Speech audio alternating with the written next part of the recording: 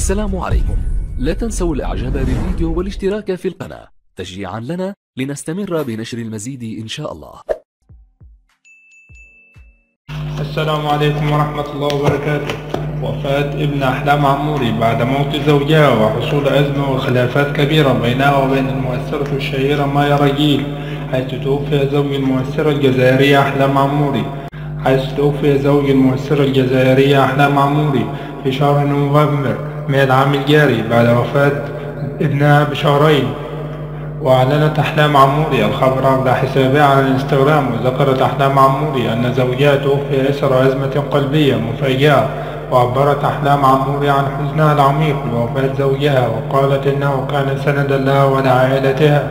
وتلقى خبر وفاة زوج أحلام عموري صدمة كبيرة من قبل المتابعين الذين عبروا عن تعازيهم وعميق تعاطفهم معها. ولكن مع رد فعل مايا رجيل من وفاة زوج المؤثرة أحلام عموري كشف حقيقتها، وأنها منذ البداية كانت تخطط من زوج المؤثرة أحلام عموري قبل وفاته، لكنه رفض بسبب حبه لزوجته وتعلقه بها وعدم قبول أي زوجة غيرها. وقد قامت مايا رجيل بإغراءه بكل الطرق الممكنة، ولكن تم كشف ما كانت تريد فعله ورغبتها في الزواج من زوج أحلام عموري، وحدثت عدة خلافات بينهم أدت إلى ظهور العديد من الفضائح للشهيرة مايا رجيل.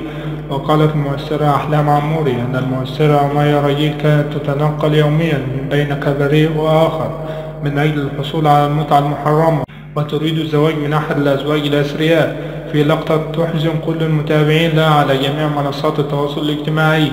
شكرا لكم على حسن استماعكم، والسلام عليكم ورحمة الله وبركاته.